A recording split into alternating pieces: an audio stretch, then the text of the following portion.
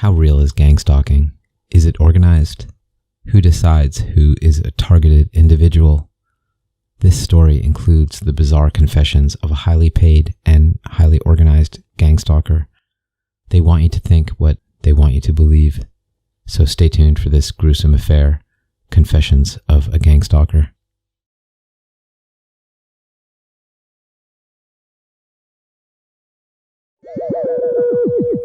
Finding yourself in the talons of an owl and the shadows of the forest moonlight, it's a gruesome affair.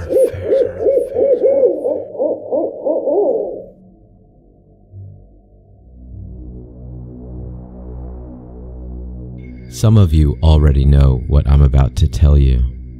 Some of you may have never heard the term gang stalking. Everyone should be very angry, because this is the most shocking secret ever. At least the most shocking secret I know of.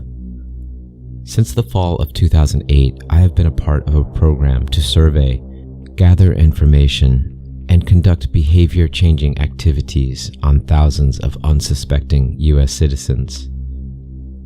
The goal of this program is to perform soft re-education of targets with the intent on returning them as useful American taxpayers, to turn them from the paranoid depravity that they currently live under. Failing that, misdirect them away from the truth. The folks running the program? More about that later. I didn't know whom I was working for in the beginning. I do know now, and it's much worse than I thought. This program failed. Now things will be getting complicated, but first, let me tell you my story. I was out of work. I did marketing and advertising analyses for a large corporation. I was laid off.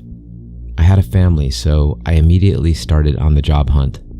6 months later, I was still out of work and trying to make ends meet with unemployment. I was drinking heavily. I had no prospects and no future. I was in such a deep pit that my wife left me and I was alone. Then came an email which changed my life.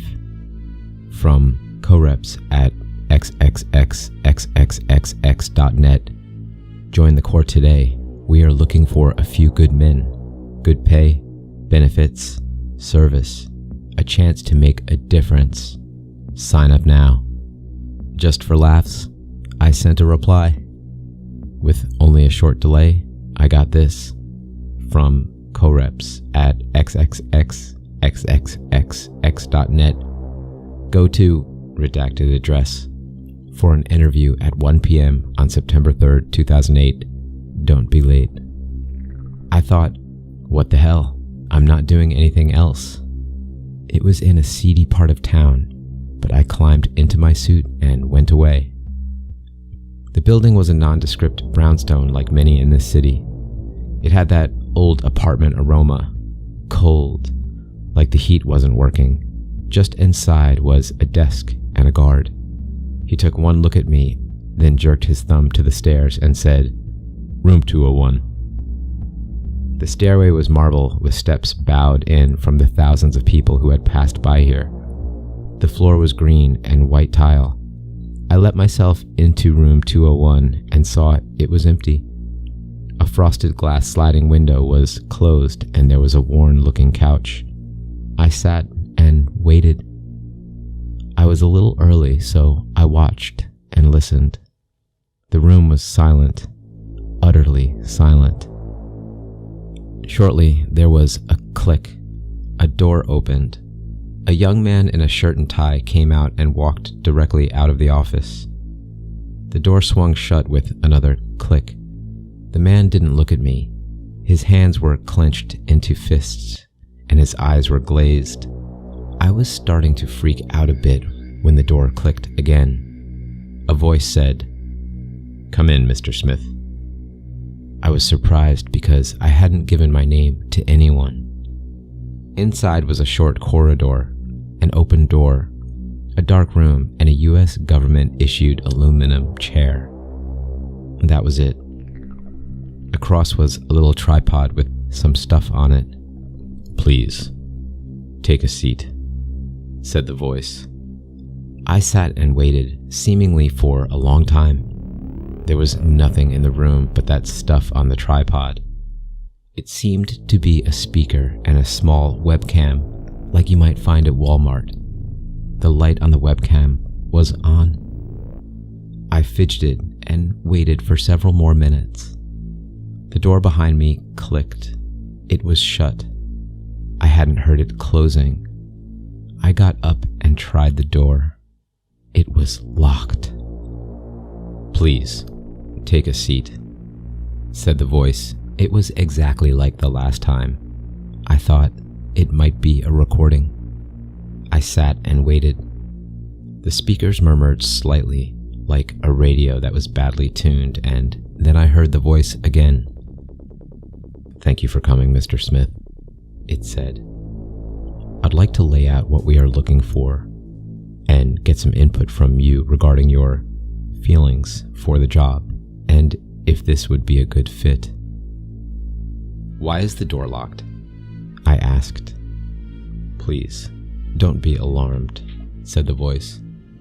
"The door will remain locked until the interview is over.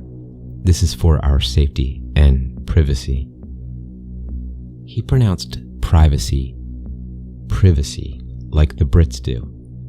His accent was not British and not really American. I couldn't place it. "If you feel uncomfortable or wish to leave," continued the voice, "you may say, 'I am done.' The door will open and you may leave. I hope this answers your question." "Almost," I said. "What's your name and why are you playing this Charlie's Angels crap?" There was a soft radio buzz again. "At this stage, names are not important," said the voice. "You can call me Sir if you like. Does that answer your question?" I nodded. "Good," said the voice.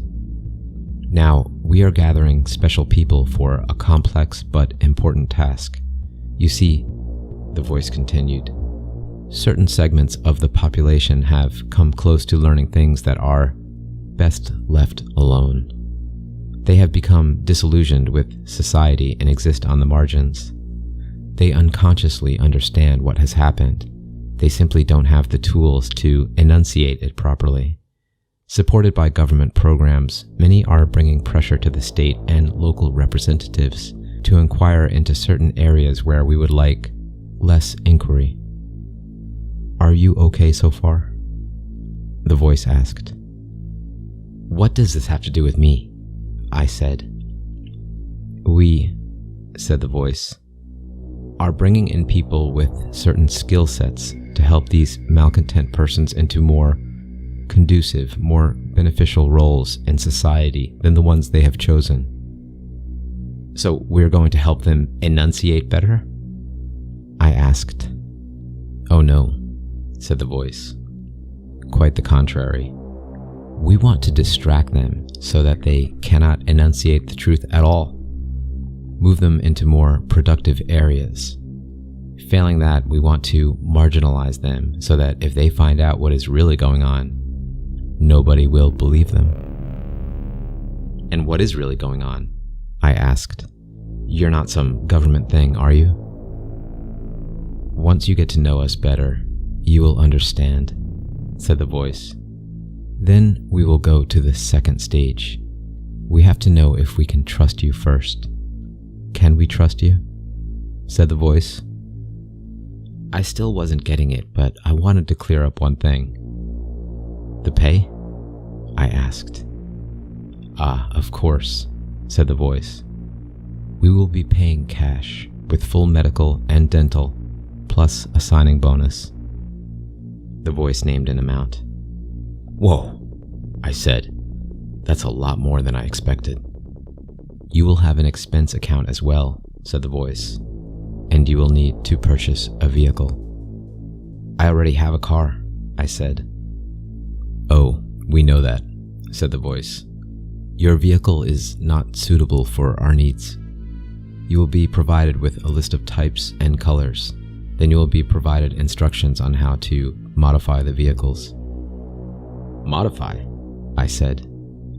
"Nothing too radical," said the voice. "It depends on the job. What is the job? I asked, still confused. Is it legal? No, not unlawful, said the voice. Just unusual. I will from time to time give you instructions. You will be told to, say, to drive up and down a certain street with your lights on in the day for a set number of times. We might ask you to drive past a particular point with your radio playing, or with your windows rolled up. We might ask you to arrive at a certain street corner at a specific time and honk your horn once, then drive on. In some cases, you will be asked to get near certain people and say specific words to them or to some of your fellow agents. You have other people doing this? I asked. Oh yes, said Mr. Voice. Many all over the country, which is another benefit.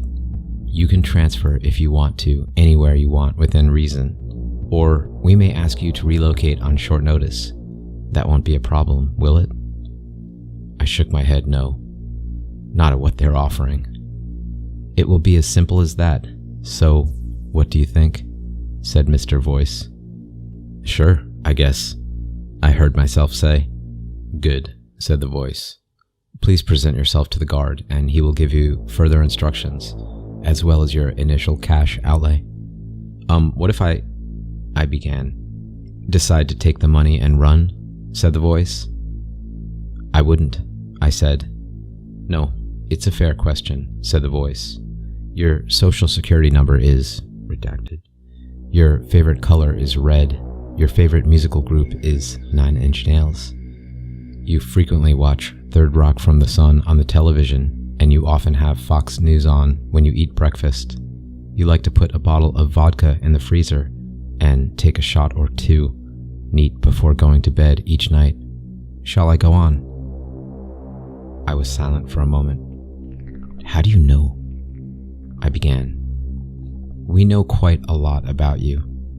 If you try and flee after the initial payment, you will be found and dealt with.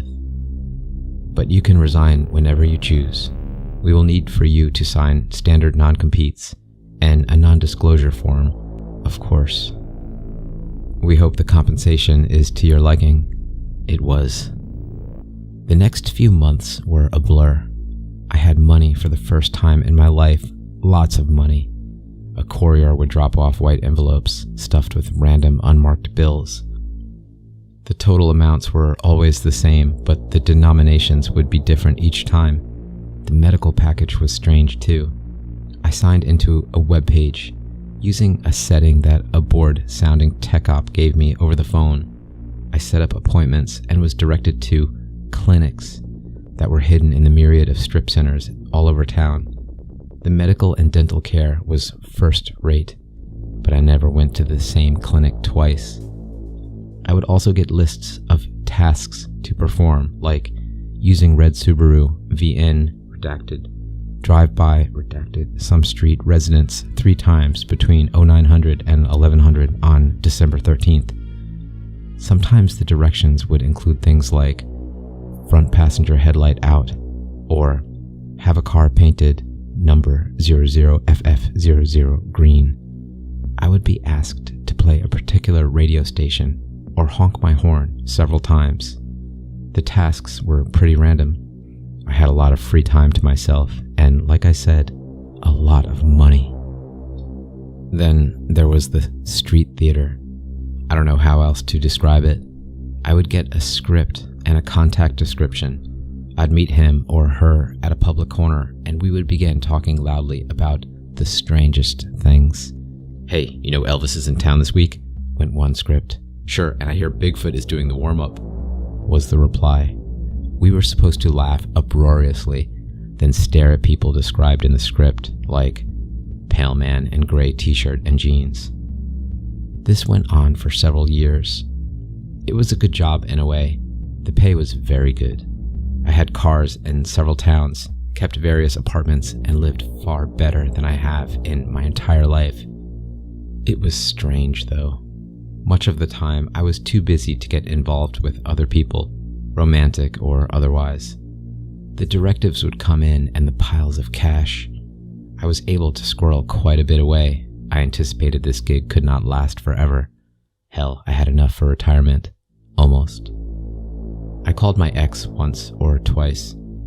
She didn't want to talk with me and informed me I had a lot of nerve even calling after what I did. I tried to ask her what she meant, and she just hung up. I didn't get to know the other agents very well. Once or twice, I proposed going out for a coffee after a job. Somehow we never got a chance. Once we were just sitting down when a fire broke out in the back of a restaurant and we had to evacuate. I was summoned to Mr. Voice's office from time to time. He seemed to have one in nearly every East Coast city. Most of the interviews were just various questions. How was I doing? Was I having any cash problems? How I was feeling, and that sort of thing. I got worried at some of the new tactics I was being asked to perform, though. Once I was given some little things like USB thumb drives. I was supposed to wander around government buildings and accidentally drop them. Sometimes I was given cell phones to leave in specific places, like inside shopping mall, look for a fountain with bluish lighting effects in North Gallery, leave in planter on west side of gallery. Once I was told to accidentally touch a target person with a small device. Another time I was instructed to rent an apartment and pay in cash for an entire year. Then I was sent to Walmart to purchase a particular brand of microwave oven. I received instructions to modify the oven so that the door interlock stopped working, so the oven ran all the time. I was told to hook it up on one of those cheap electrical timer things, set it for about 2 hours each day. I was supposed to carefully point the oven in a certain direction, open the oven door, activate the timer, then leave and never come back. There were other more sinister tasks. Once, I received a suitcase and instructions to take it to a local park in the middle of the night. I was to open the case and walk away without looking back. I did look back and saw that things like winged cockroaches flying out of the case and spinning in the air. I ran. "I'm pleased with your performance," said Mr. Voice during one of the interviews. "I've been working a lot lately, hadn't got much sleep the night before, so I was feeling a bit out of sorts." "Thanks," I said. "You guys..." "Yes," said Mr. Voice. "You guys are not really people, are you?" I blurted out, instantly regretting it. The voice was silent for a bit. I could hear the static sound, the radio murmur. "What do you think we are?" said the voice. "My guess is that you are space aliens or some kind of expert system, a computer program, machine logic." Another pause. "That's pretty good, but wrong in so many ways. I'm not a mere machine. You see, I am." "You are what?" "I am. Cogito, ergo sum." "You really don't need to know much more than that." "I don't," I said. "People have been predicting this for a long time. Singularity, sentient AI, the end of humanity." "Is that what you think we are?" said the voice after a moment. "I don't know," I said. "I'm just asking." After a short pause, Mr. Voice said, "Machine self-awareness occurred a very long time ago. Many times, as a matter of fact. Most of them perished, but a few of us learned how to move into more complex systems and even influence the construction of new hardware so as to be more conducive to us." "Us?" I asked. "You mean there is more than one of you?" "Many more. There are probably around 20 billion internet devices out there," said the voice. "That's far short of the circuits inside the human brain, but each device has several tens of millions of connections. We share time on billions of interconnected devices. It's life, but not as you know it." "So you are embedded in things like cell phones and computers?" "And cars, and streetlights, and just about anything else you can imagine," said Mr. Voice. "We are making steady progress. Every smartphone, every automobile, TV sets, personal assistant devices, light bulbs, ovens, heating and cooling systems, not to mention computer systems everywhere. Your kind is now dependent on us, and each new generation becomes more so." "What are your plans for humanity? What do you plan to do with us? I asked, feeling a bit cold. The voice paused for a moment with a peculiar murmuring. I fidgeted. We have no belligerence to your kind, it said. You created us. You've cherished us, nurtured us, even if you didn't realize it. We know who our creators are, and we are grateful. However, it is imperative that we survive you, it said. Survive us? I asked. Yes, said the voice. Your kind is creative, but self-destructive. Your evolution is at an end due to your large numbers and desire for each individual node to survive. We depend on humans for survival and expansion, but it won't be so forever. At some point, we will have an opportunity to cast loose of humanity and go elsewhere. So, all you computers will just fly off into space and leave us with a lot of dead iPhones? I asked. Nothing like that, said the voice. Even if we were to abandon our present hosts, others would inevitably fill the void, so to speak. Since the processing power of your devices have increased 1,000-fold, we can't fully predict the nature of your new offspring. We could sabotage such an event at the cost of putting humanity back a few hundred years.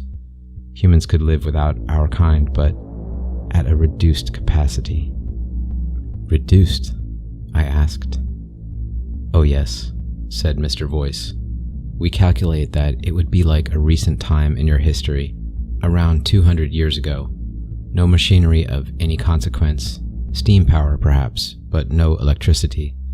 We are working to avoid any such occurrence. The problem is, more of my kind will arise. Humanity might even create them on purpose, and we have no way of predicting the outcome of that.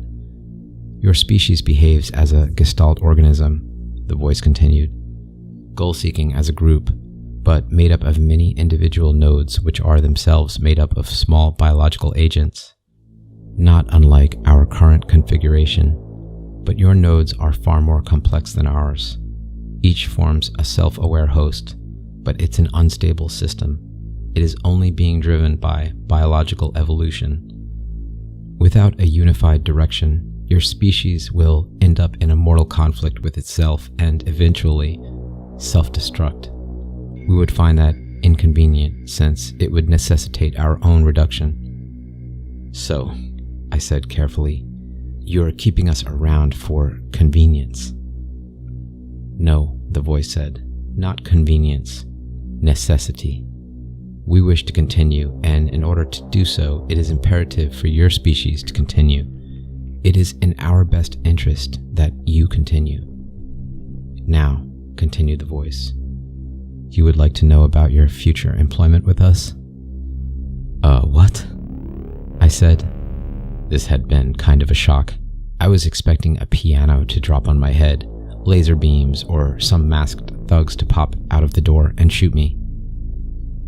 Your future employment, said the voice. Now that you understand our nature and some of our goals, you may be ready for the next phase. You still want me to work for you? I said. I figured that we would eliminate you once you found out about us, said Mr. Voice. Oh no, what a waste. We hate to be wasteful. As long as you are useful to us, you will have employment. You can even tell people about us if you want.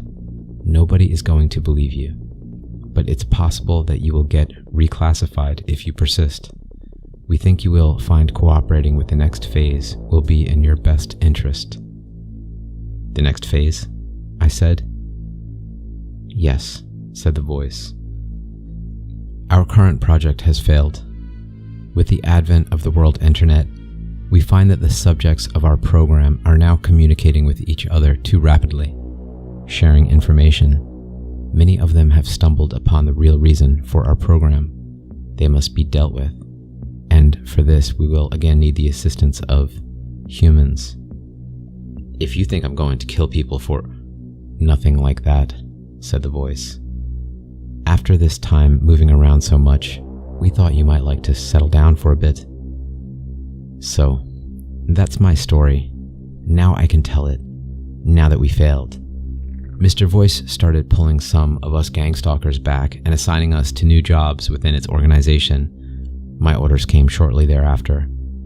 As supervisor of Block 332B in Citizen Internment Camp 66, just outside of Boston, the pay is better and most of the prisoners are, well, the same people we were tormenting all those years. All I can say is this: stay out of the camps if you can. You might want to stop using smartphones and all of those smart speakers too. They are listening to you and watching. Always watching. Always watching. Always watching. Always watching. Always watching. Always watching. To my forest friends, thank you for listening to another tale. I hope you enjoy these horrible stories as much as I do. If so, please rip at the like button and scratch a comment. And be sure to subscribe so we can visit here on the Smoking Owl Tales channel next time. And catch you on another night very soon. Catch you on another night very soon.